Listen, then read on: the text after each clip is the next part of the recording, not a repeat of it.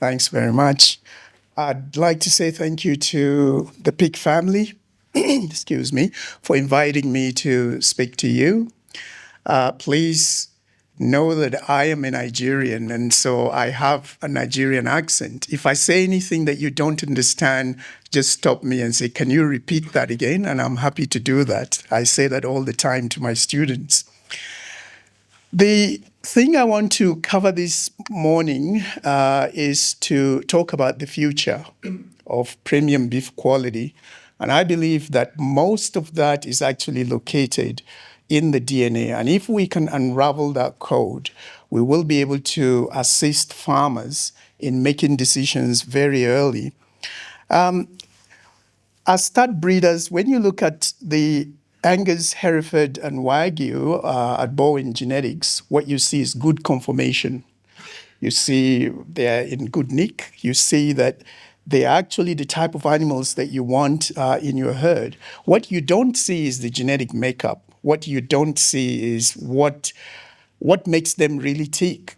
The point I'm coming from this morning would be from a meat eating quality perspective.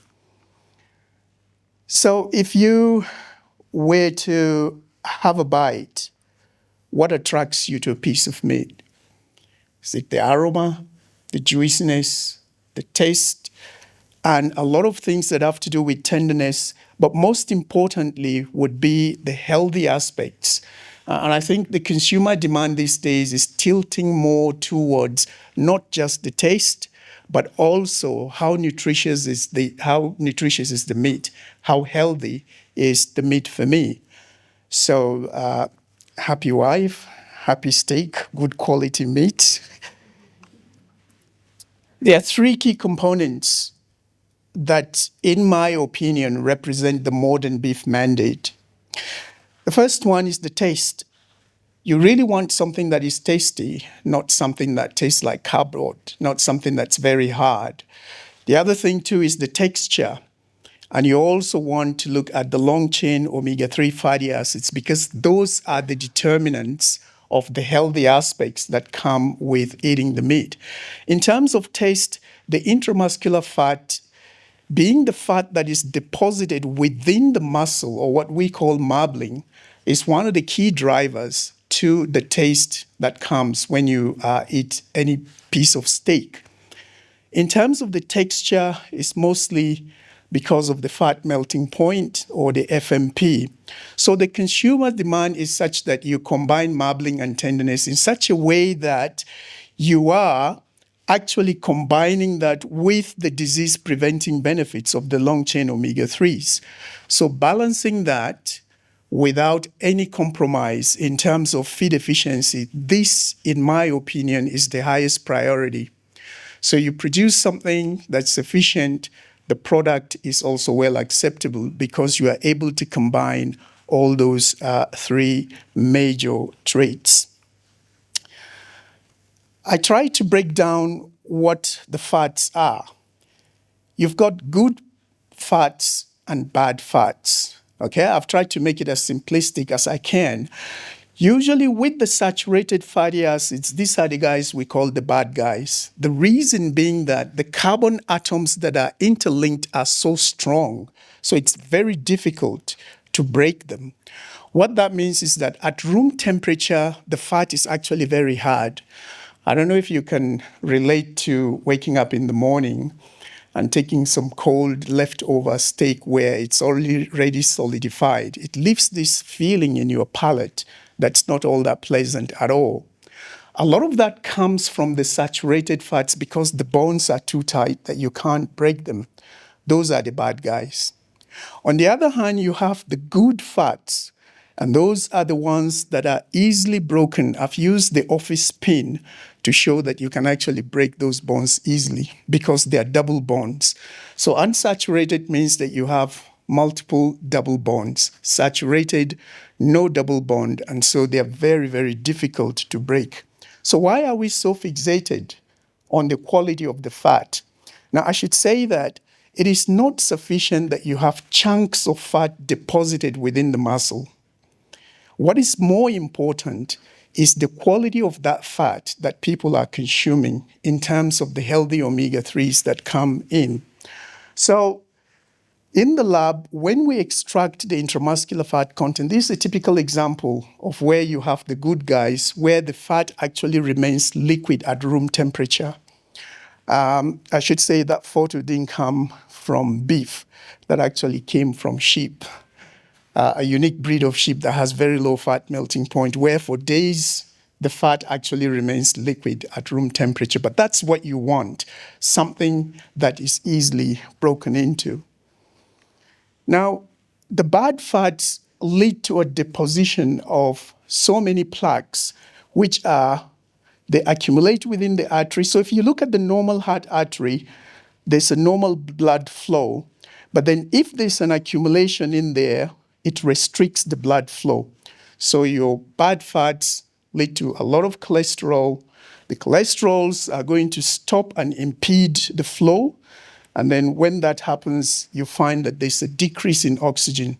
Not much is going there. Chest pain comes in, and then you have atherosclerosis.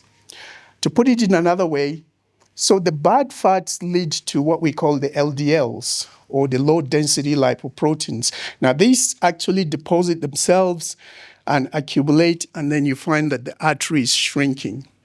When it shrinks, it has an impact. When you look at the good fat or the coronary artery that's actually damaged, you find that the plaque then leads to buildup. This is what you want to avoid. This is where the danger of the bad fats comes in. Whereas with the healthy omega-3s, it's quite different, and I'll delve into that in a little bit. So the key three indicators for us are the intramuscular fat content, the fat melting point, and the omega-3s. Again, I'm conscious that I'm not speaking to students, so I'll try as much as possible to simplify it as much as I can. Let's look at the fat melting point. Ever taken, say for instance, Wagyu steak? It literally just melts in your mouth. The reason why it melts in your mouth is because of the low fat melting point. It doesn't stick to your upper palate, and you have the bones breaking very easily because you've got lots of low saturated, unsaturated fatty acids in there. Usually, the desired level is that you have fat melting points that are less than 60 degrees Celsius. In the Wagyu, for instance, you easily get 30, 33 to 35. Now, I've seen other breeds where we got one that was 28 degrees centigrade. That's the lowest I've ever seen in my career. So you want very low fat melting point because that gives it the unique taste that you're looking for. In terms of marbling, again, that's an extreme side with the Wagyu, where the fat that is deposited within the muscle is what you call the IMF. Now, let's not confuse that with subcutaneous fat, which is just the fat underneath the skin. And you also have intermuscular fat, which is between muscle tissues. But we don't concern ourselves with subcutaneous or intermuscular fat. We only concern ourselves with intramuscular fat because that's what we eat, that's deposited within the muscle. Again, from a meat-eating perspective, if you have intramuscular fat content of about 3.4 to 3.5%, that strikes the right balance for a good, tasty steak. Again, the 3.4 is taken as the threshold for a good piece of steak. Then the omega-3s.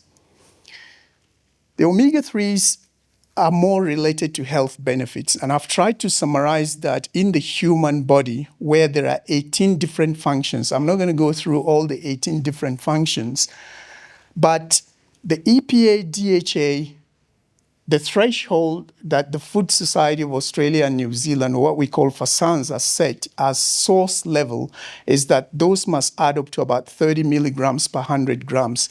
Very difficult to achieve that in beef or in sheep or in any ruminant. But it's not impossible. It is possible to do that, and I'll show you data. So what do the omega-3s do in the human body?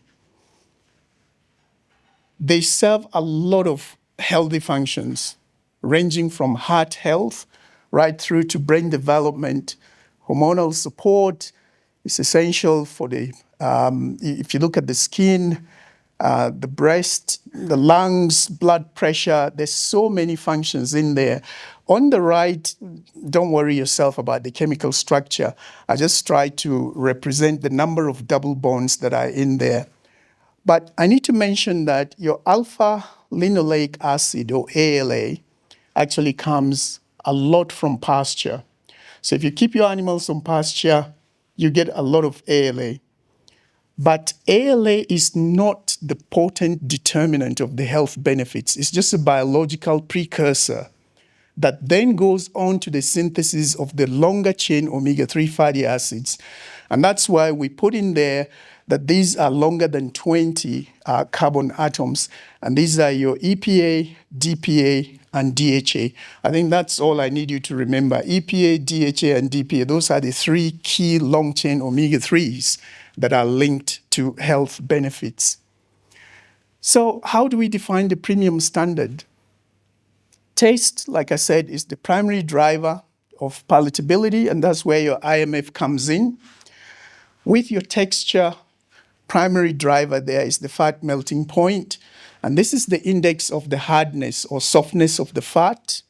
So if you have lower FMP, then you have more of a good melt in the mouth, buttery feel. With the healthy omega-3s, like I said, the DPA, EPA, DHA, and DPA are the three major ones. Why do we need them in humans? The reason is that we can't synthesize them de novo. What that means is that we lack the necessary enzymes to be able to synthesize the omega-3s ourselves. So we have to rely on dietary intake. And that's why we have to take that from other sources.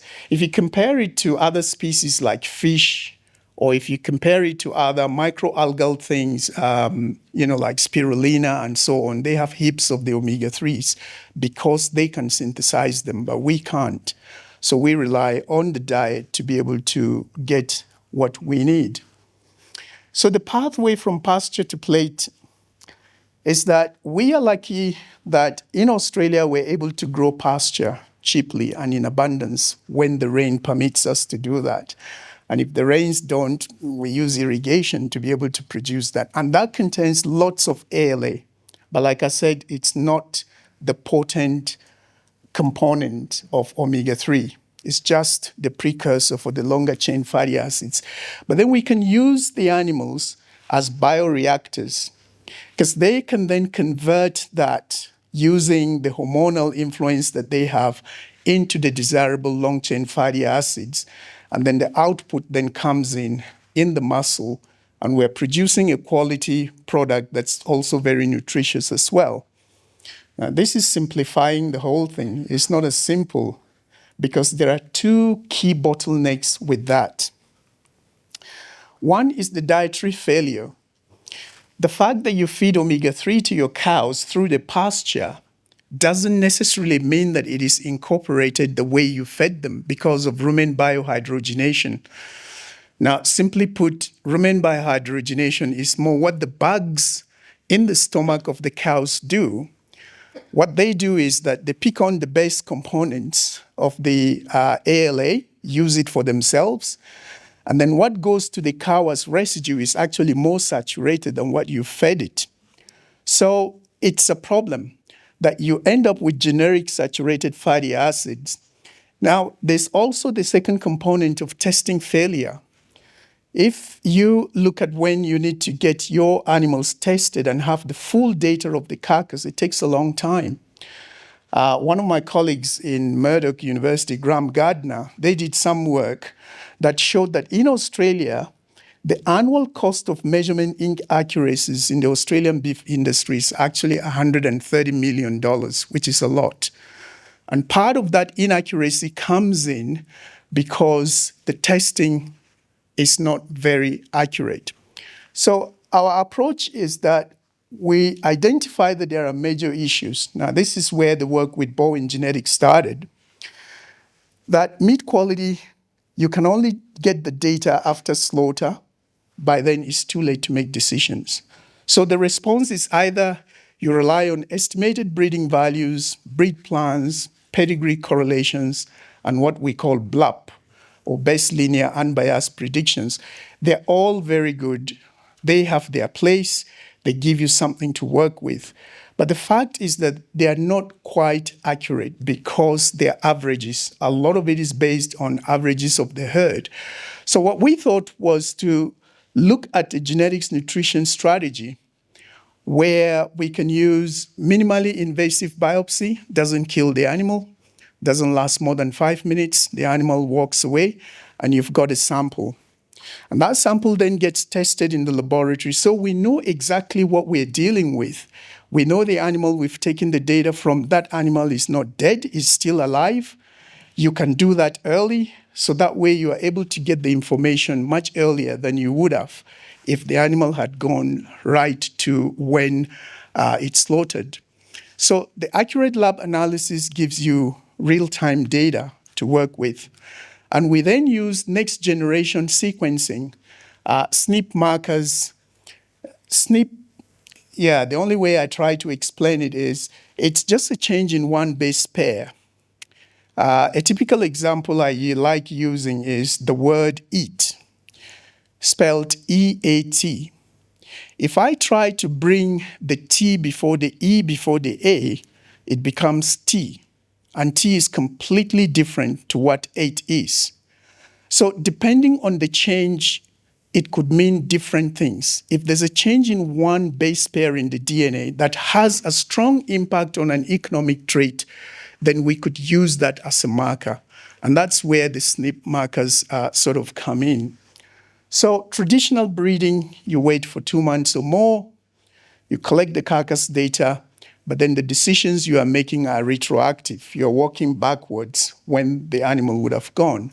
Whereas with genomic selection, you can do it early, take the blood, take the biopsy, and the next generation sequencing, you can predict the lifetime value of that particular animal. Now, this is the approach that we tried to take with Bowen Genetics when we started. So the parameters that we used at first, the first batch analyzed the environment, minimizing the variation due to environment. And then using the live biopsies, we could actually do the NGS with them. So the validation cohort that we used, 103 Angus, 30 Herefords, 76 Wagyu. Now, let me at this point say that this is not meant to be a comparison of the breeds. Every breed is unique. Within the breed, you can actually have variation. You would find some animals doing much more than others, and you would find others that are not quite in the middle as well. But what we are trying to display here is that these animals were available, same environment, so it gave us the perfect arrangement to be able to look at what the 3 different breeds are doing. And these were the initial data that we got, the results. And what you would see is that with the Wagyu, the IMF at 11% was the highest, lowest fat melting point at 33, and then you had omega-3 at 28.8, almost pushing close to the 30 milligram per 100 grams. And then Angus was more like the middle ground with IMF 8%. Hereford, we had about 5.9. Now, like I said, it is not something that I'm trying to say I'm comparing the Angus and to the Wagyu. They're very different. But when you look at even the meat eating quality aspect in Hereford at 5.9, you only need 3.4% for you to get real good tasty. So the Hereford is actually pretty good as well. So those of you who are farming, using Herefords, this is not meant to discourage you. This is to say that there's still variability and you can select within breed and then between breeds. So what this tells us is that, yes, there is existing variation that we could use, but we could select the animals that could inform the production of the next crop of progeny in the next generation. So the clinical threshold pivot, like I said, is about 30 milligrams per 100 grams. That will be called source level. If you have up to 60 milligrams, it's called good source, but you don't get up to 60. This comes mostly from fish, but in cattle generally, getting up to 28 is actually a lot. We did have some that actually went up to 52 milligrams, particularly the heifers. So there was some part of the influence of gender coming in there as well. So the pivot is relying on the visible phenotype alone, it creates that variance. So we need to use that in order to get the molecular code and decode that. Now, this is what we then did with the Bowen Genetics. We came up with an algorithm that was unique to Bowen Genetics, where we knew what the intramuscular fat content was, the fat melting point, the oleic acid, ALA, and all the EPA. So what we did was we built an index, a selection index that then ranked all the animals. So would come back to Steve and say, well, Stephen, this is the way your animals are. Based on the selection index and what we have tested in the lab, this is what they look like. So we ranked them, and this is what the output looked like, where you have the bull number or the heifer number, and then putting all together what we have tested in the laboratory. These are the rankings of the animals. And so he could make a decision and say, okay, I might take EVTP786 and maybe mate it with another one that's high. But it gave him something to work with almost instantly. Over the years, we kind of moved beyond that in the sense that we were now looking at what we call the molecular pasture. This is beyond just the phenotype. And this is where next generation sequencing comes in. It is very complex.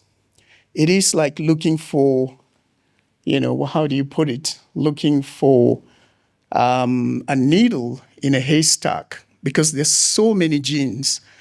How do you know what gene is doing what? And that's why we had to be targeted in our approach. So in our approach, we actually looked at lipogenic genes. These are genes that control fat metabolism. We know their function. So the question was, could we go through the DNA, identify where all these loci are, and then try to associate them? As you can imagine, it means years and years of work. So the three that we came up with were SCD, FAP4, and FASN. I've tried to indicate what they do. So with your SCD, it converts the saturated to unsaturated fatty acids. These guys, they produce the good from the bad. That's the simple way to put it. And then with the FAP4, they control the transport and absorption of the fatty acids. And then FASN, this controls the de novo synthesis. So using those three genes, we then moved on to see what else can we learn from them. So if you look at the three master genes, SCD, FASN, FAP4, you might as well say the SCD is the builder, the SCD is the converter, FASN the builder, and then FAP4 the transporter. There are areas where they do have similar functions, but they do have also distinct functions that we capitalized on. I will not spend too much time going into the intricate details of what they do, but to show you how we took it to the next level. So I've likened it to a valve where you have saturated fats coming in, and then you've got the filtration valves of SCD, FASN, and FAP4, where at the end you do have the product of monounsaturated fatty acids with soft, low fat melting point, and then a buildup of omega-3 PUFAs as well. So this is a summary of the process that we go through. First, we take the meat sample or the muzzle biopsy. We extract the DNA, and then we subject it to a PCR, and then you get an amplification product. Then we subject that to next generation sequencing, and then all the complex analysis of bioinformatics then happens for us to actually tease out and say what's going on here. This is a printout of what the gene flow looks like when you go into the intron. It's very complex. So you've got heaps and heaps of genes. We look at the introns, we look at their location and see whether we have hits using call rates, which ones are significant, which ones are not significant. Now, in the industry, you would have heard something about the 50K SNP chip or the 100, chip. These are just thousands of genes on a cassette, and this will represent that. But then you don't know what the functions are unless you are able to tie them to the single nucleotide polymorphic markers. So we isolate the specific DNA that contains the lipogenic SNP.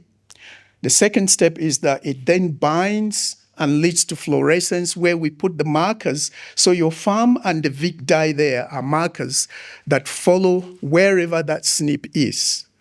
So that way we can actually trace them, and we use the qPCR to amplify that using fast cycling, and then at the end we're able to detect.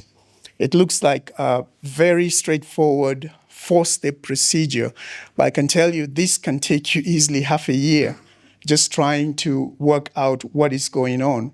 It's a very long, complicated process. So to simplify that, we need that for precision breeding. That's the story that I want to really emphasize, that the future is such that you want to be able to predict very early, make decisions early, save costs because you then know what animals you're dealing with, and then you're producing product that's not only tasty, but also very healthy as well. So from the sample size, we can get that.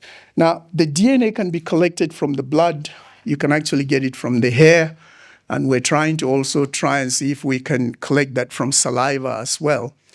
The problem with the DNA is that it doesn't come pure because of the amine groups. So you have to filter through and purify it before you can actually subject it to assay. And using the TACMA and PCR, you can then subject it to a detection test, and then they will light up for you to know whether you have a positive call or a negative call. So these are some of the results where if you use, from what we worked out, the GG genotype gives you a fat melting point that's very low at 33, and then total omegas that were detected at 51.98. In terms of the Fab4, in this particular herd, you see a bit of a 10-degree FMP reduction where you have the GG genotype, AG genotype, and AA being actually superior. And then finally with the SCD, it's a bit of a mix where you've got very high total omega-3s with the CT. The genotype TT is actually the best for IMF, but maybe total omega-3s a bit on the low side. So it means that you can actually use the heterozygous genotype to be able to make selection decisions. Also, the SCD, being the texture controller, you can actually have where we got the CC genotype leading to low omegas, and then AA/AC giving you low fat melting point. I've tried to sort of summarize some of the key things that we've seen, but in order to make it more applicable, I thought I would probably produce them in terms of number of stars.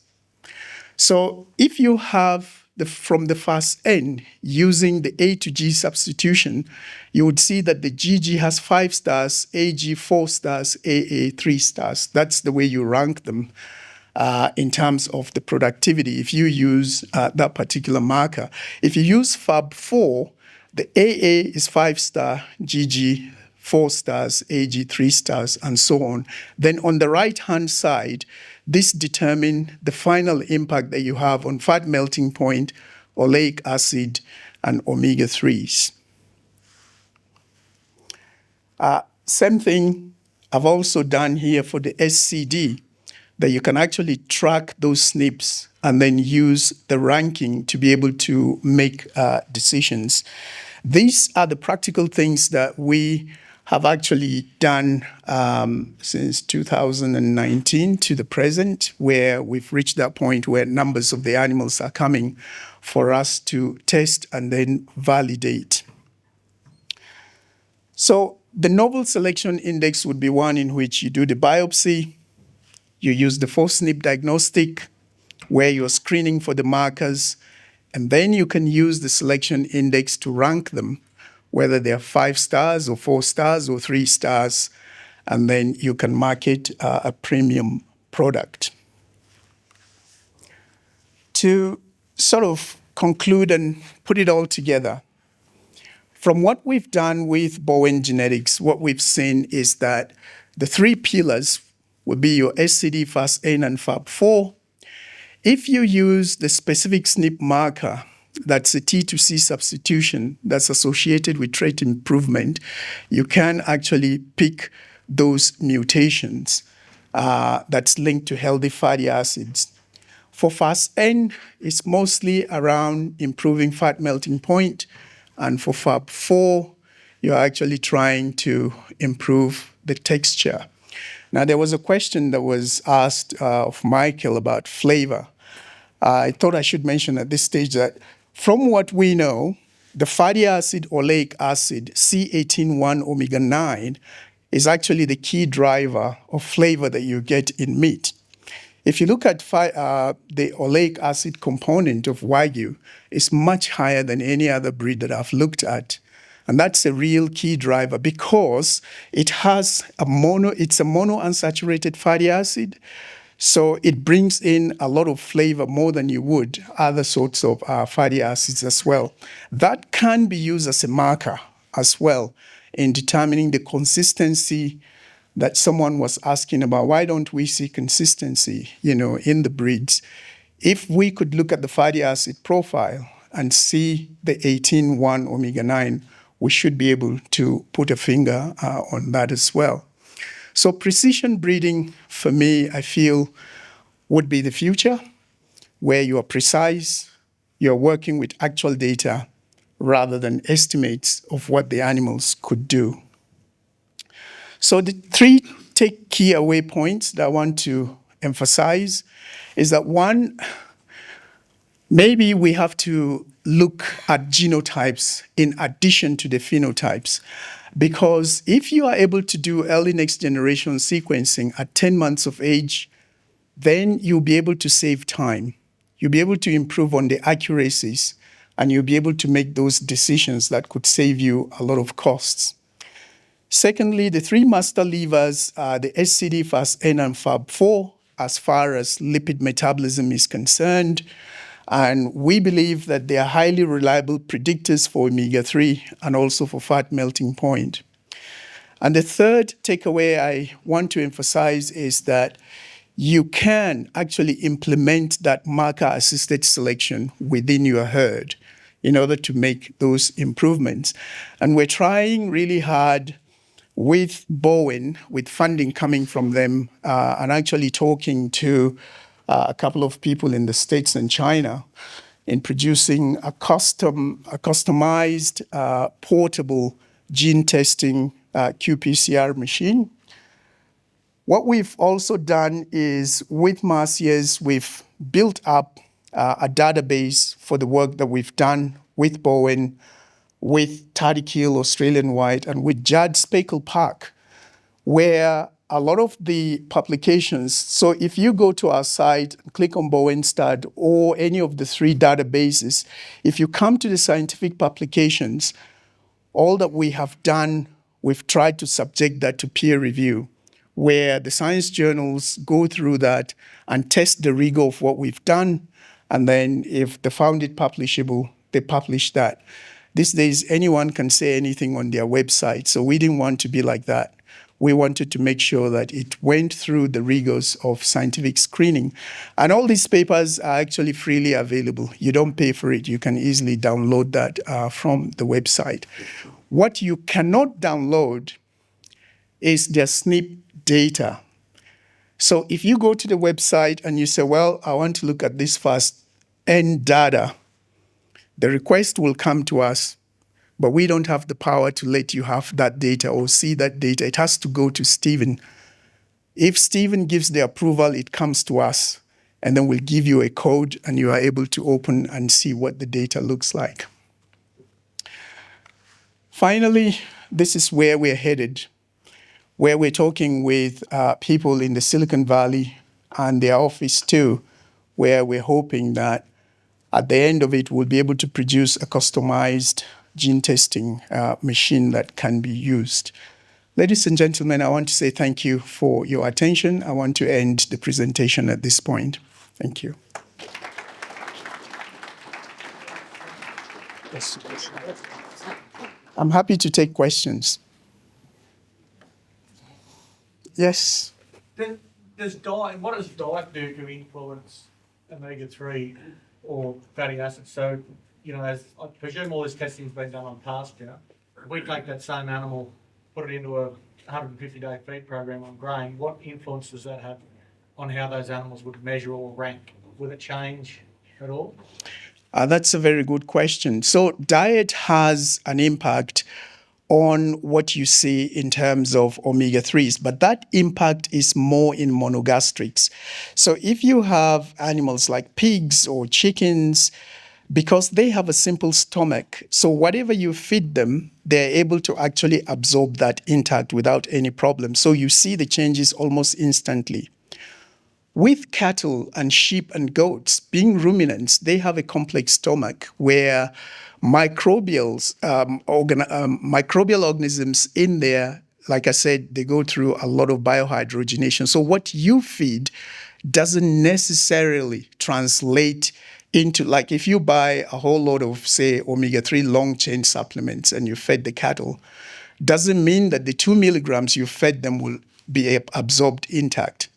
Let's flip the card around. So on pasture, yes, they get a lot of ALA, which is very good in terms of being a precursor. If you then take the animals into the feedlot, they don't get that ALA coming through unless you're feeding them maybe an omega-3 supplement. So the changes you would see in the feedlot may not necessarily equate to what you would see in pastures. There will be differences there. It's very hard to quantify depending on how much is being added. One of the things we're planning to do as well, if it's okay for me to mention, is we want to look at a PhD project that looks at supplementing the animals as calves, say on omega-3, and see whether or not by the time we finish them in the feedlot, do they still retain any advantage that they've carried over? So the simple answer to your question is that yes, feed will have an impact. But the extent to which you see the changes is not a one-size-fits-all for all the animals. I don't know if that makes sense. There was another question there. Yeah. Just wondering, are you far enough into the study yet to see if there's any heritability coming through, like from your female side to the next generation? Good question. So what we've worked out is that the heritability of these fatty acids is actually moderate to high. So you're talking somewhere between 30-35% heritability, the ability for the animals to be able to pass that to the next generation. But if you base your selection, you will see that we gave the rankings for the bulls. We also do the rankings for the females as well. So we advise Stephen and say, well, you can make your decisions by taking the top 10% or the top 5% and then mate them. When you do that, then you see that there's that chance that you get a highly heritable. So it's moderate to high, and I would say the highest is probably about 35% heritable. Yeah. Any other questions for me? Yes.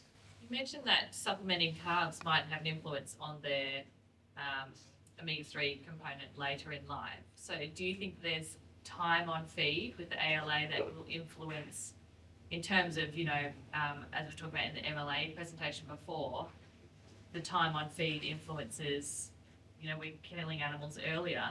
Will it be suggestive of maybe keeping animals on pasture for longer, growing them out longer on pasture, and then maybe having a higher omega-3 component when you kill them later? Very good question, and a very difficult one to answer. My personal opinion is that if you kept them, say, let's say you're feeding, say, for 150 days or something longer than you normally would, the thing is, once the ALA doesn't stay as ALA, because once it goes into the rumen, and after biohydrogenation, it actually gets converted into something else, more of the saturates, and then you might get more of the longer chain fatty acids. The only way you can get an accumulation is if you protected those omega-3s. So there's a way you can protect them by encapsulating them or treating them with something like sodium hydroxide soaps that sort of prevents all the microbes from the rumen from actually degrading them. Then that way, if it is rumen protected, yes, you will definitely get a buildup. For as long as it is not protected against biohydrogenation, I'm afraid feeding them for that long doesn't necessarily translate to higher levels of the omega-3s. Yeah. Any other questions for me? Oh, this one, yes? I think most of us that are graziers and in this rough environment of drought and better seasons, the importance of a continually rising plane of nutrition, what effect would it have on all of your studies if an animal, and most of them do, have varying degrees of nutrition disadvantages along the way to when they're being fed? If that explains what I'm trying to ask. Yeah, no, I understand you, and that's a very good question too. So, if you live in a situation where the environment is changing, there's drought, feed availability is there one month, not the other month. With those sorts of undulating circumstances, definitely it affects the way the rumen functions. It affects the microbial population themselves, and it affects the products of whatever goes through their stomach. So it will have an impact. For instance, during drought, for one, you wouldn't be able to get lots of ALA coming through because it's not green pastures. Secondly, you wouldn't get a lot of the beta carotene that comes in as well because you're not having green pastures coming. So all those will actually tilt the equation a little bit to the disadvantage of the animal in terms of the accumulation of long-chain omega-3 fatty acids. So diet has an important part to play. And that's why in what we tried to do with Bowen, we wanted a stable environment where relatively management feeding is fairly similar, fairly constant, not all the time, but at least within the same environment. Then that way you can actually completely minimize the impact of the environment. And environmental factors will include nutrition and animal health as well. If animals are being treated at a certain time and others aren't, again, it all has that cumulative impact. It may be in bits and pieces, but it adds up at the end of the day.